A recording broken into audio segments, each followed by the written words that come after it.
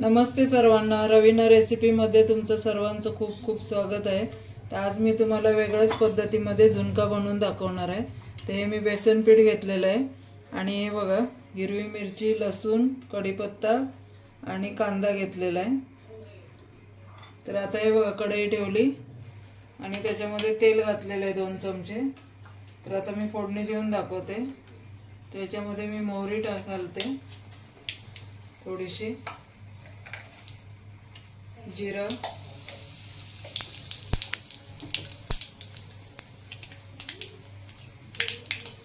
लसूण घालून घेते,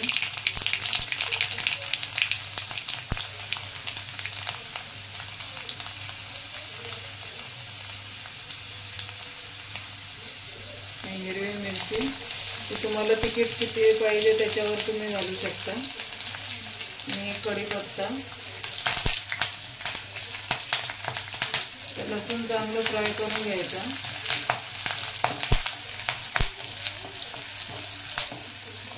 जास्त काळा नाही व्हायला द्यायचा लसूण, थोडासा पांढराच ठेवायचा, म्हणजे त्याची चव चांगली लागते, कारण ऑलरेडी तो तेलामध्ये फ्राय झालेलाच असतो लसूण आपला।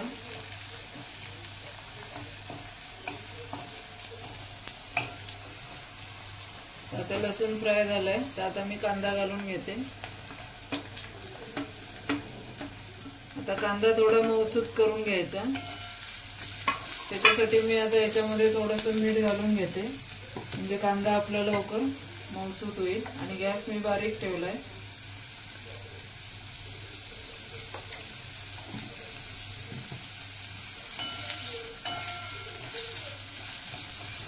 ते बघा आपला कांदा मस्तपैकी फ्राय झालेला आहे, मऊसूत।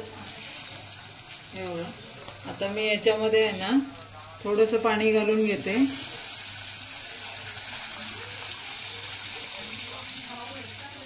पाणी घालून घेतलंय, तर आता या पाण्याला मी उकळ यायला देते,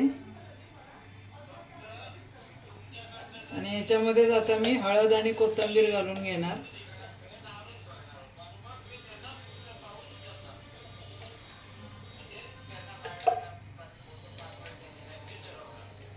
आणि आता आपल्या पाण्याला उकळ आली की मी पुढची प्रोसिजर दाखवते। तर झाकण ठेवते। ते बघा आता उकळ आली, मी कोथिंबीर वगैरे घालून घेतलेली आहे।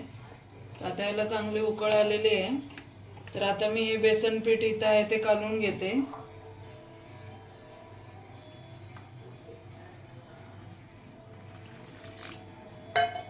थोडंच पाणी घालून मी कालून घेणार आहे। हे बघा मी बेसन पीठ कालून घेतलंय, जास्त पातळ नाही केलं। जेव्हा आपल्याला पिठलं पाहिजे असेल ना पातळ आमटी टाईप, तेव्हा आपण जास्त पाणी घालून घ्यायचं। तर आता हे मी थोडं पाणी घातलेलं आहे, तर मला थोडंसं घट्ट आणि थोडंसं पातळ असं बनवायचं आहे। तर आता याच्यामध्ये मी पीठ घालून घेते आणि इकडे एका चमच्याने हलवून घेते असं।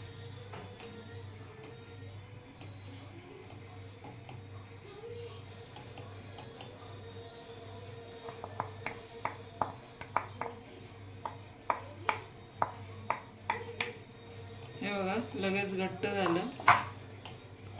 याची चव आहे ना खूप वेगळीच लागते, म्हणून तुम्ही नक्की असं करून बघा। आता याच्यावर मी 2 मिनिटं झाकण ठेवणार आहे।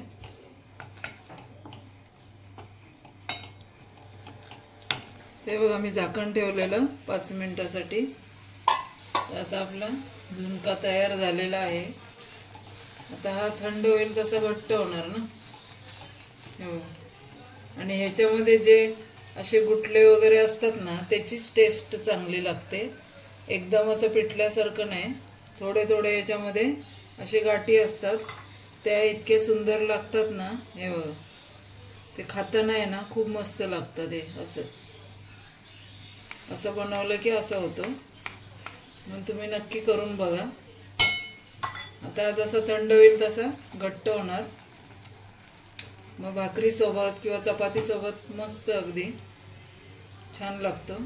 तर तुम्ही नक्की करून बघा। मी आता गॅस बंद करते।